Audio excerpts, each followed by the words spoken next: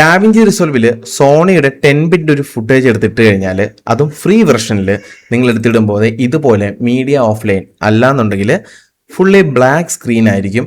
Audio മാത്രം അതിലുണ്ടാവും. Video നമുക്ക് ഇതിൽ വർക്ക് ആവത്തില്ല. അത് ഫ്രീ വെർഷന്റെ കുഴപ്പമല്ല, അത് കമ്പനി മനഃപൂർവ്വം ഒഴിവാക്കിയിരിക്കുന്നതാണ്. എന്തിനാണെന്ന് നോക്കാം.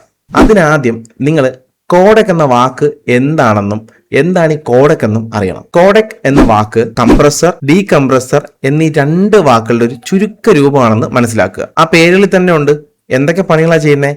കംപ്രഷനും ചെയ്യും, ഡീകംപ്രഷനും ചെയ്യും. നിങ്ങൾ ഒരു വീഡിയോ മൊബൈലിലോ ക്യാമറയിലോ ഷൂട്ട് ചെയ്യാമെന്ന് വിചാരിക്കുക.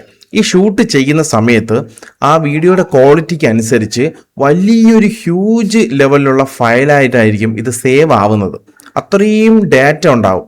ആ ഡാറ്റ വെച്ച് സേവ് ചെയ്ത് കഴിഞ്ഞാൽ ഈ ഫയൽ എന്ന് പറയുന്നത് നിങ്ങൾക്ക് സോഷ്യൽ മീഡിയ വഴിയോ അങ്ങോട്ടും ഇങ്ങോട്ടും ഷെയർ ചെയ്യാൻ പറ്റാത്ത അത്രയും വലിയ സൈസിലായിരിക്കും ഈ ഒരു ഫയൽ സേവ് ആവാൻ പോകുന്നത്. അപ്പോൾ ഈ കോഡെക് ഇവിടെയാണ് വർക്കാവുന്നത്.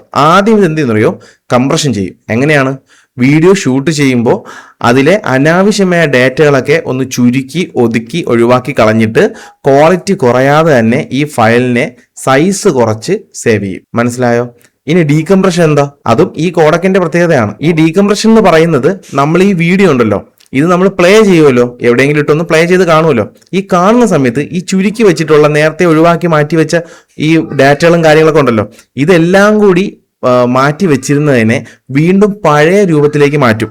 വീഡിയോ റെക്കോർഡ് ചെയ്ത് ആ സമയത്തുള്ള രൂപത്തിലോട്ട് മാറ്റിയിട്ട് നമുക്ക് സ്ക്രീനിൽ കാണിച്ചു തരും. ഇതാണ് കോഡെക് എന്ന് പറയുന്ന ഈ ഒരു സംഭവം വർക്കാവുന്ന രീതി. മനസ്സിലായല്ലോ? അപ്പോൾ നമ്മുടെ ഈ ഒരു സോണിയുടെ 10-bit വരുന്ന കോഡെക് എന്ന് പറയുന്നത് H.265 എന്ന് പറയുന്ന കോഡെക്കാണ്. ഇത് ആരാണ് ഉണ്ടാക്കുന്നത്?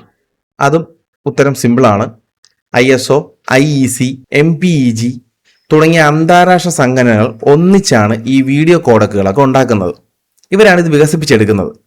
ഇവർ വികസിപ്പിച്ചെടുത്ത ഈ ഒരു കോഡെക്ക് ഈ കമ്പനികൾക്ക് ഉപയോഗിക്കണമെങ്കിൽ, അതായത് ഡാവിഞ്ചി റിസോൾവ്, ഇപ്പോൾ പ്രീമിയർ പ്രോ ഇങ്ങനെയുള്ള ബാക്കിയുള്ള സോഫ്റ്റ്വെയർ കമ്പനികൾക്ക് ഇത് ഉപയോഗിക്കണമെന്നുണ്ടെങ്കിൽ അവർ ഇതിനൊരു തുക ലൈസൻസ് ആയിട്ട് നൽകണം.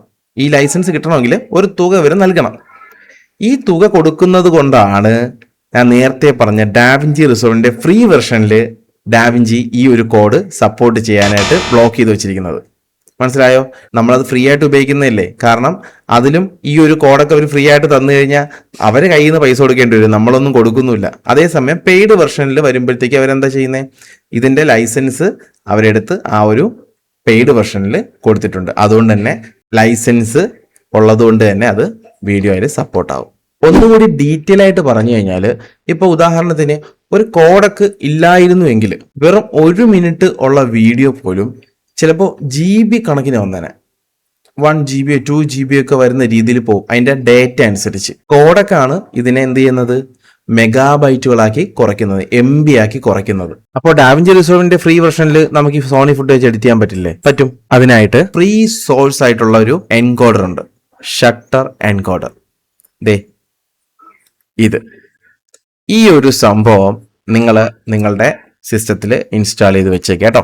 ഇത് ഷട്ടർ എൻകോഡർ എന്ന് അടിച്ചു കഴിഞ്ഞാൽ ഫ്രീ ആയിട്ട് നിങ്ങൾക്ക് ഡൗൺലോഡ് ചെയ്യാൻ പറ്റും. ഇത് സംഭവം എന്ന് വെച്ച് കഴിഞ്ഞാൽ നമുക്ക് വീഡിയോസ് നമുക്ക് ഇഷ്ടപ്പെട്ട കോഡിലോട്ട് കൺവേർട്ട് ചെയ്യാനും എല്ലാത്തിനും പറ്റും. അതും നമുക്ക് വിസിബിൾ ആയിട്ടുള്ള ഒരു ലോസും ഇല്ലാതെ ഫയൽ കൺവേർട്ട് ചെയ്യാൻ പറ്റും. ഇപ്പോൾ 10-bit ഒരു വീഡിയോ നമുക്ക് കിട്ടിക്കഴിഞ്ഞാൽ അത് ഇതിൽ കൊണ്ടുവന്നു കഴിഞ്ഞാൽ സിമ്പിളായിട്ട് വിസിബിൾ ക്വാളിറ്റി ഒരു ലോസും ഇല്ലാതെ, ഡേറ്റാസ് ചെറുതായിട്ട് മിസ്സാവും, പക്ഷേ വിസിബിൾ ആയിട്ട് നമ്മുടെ കണ്ണിൽ ഒരിക്കലും ക്വാളിറ്റി ലോസ് കണ്ടുപിടിക്കാൻ പറ്റാത്ത രീതിയിൽ ഇതിനകത്ത് നമുക്ക് ഫയൽ കൺവേർട്ട് ചെയ്ത് ഡാവിഞ്ചി റിസോൾവ് ഉപയോഗിക്കാം. ഇനിയും പറഞ്ഞാൽ വീഡിയോ കുറച്ചുകൂടെ നീണ്ടുപോകും.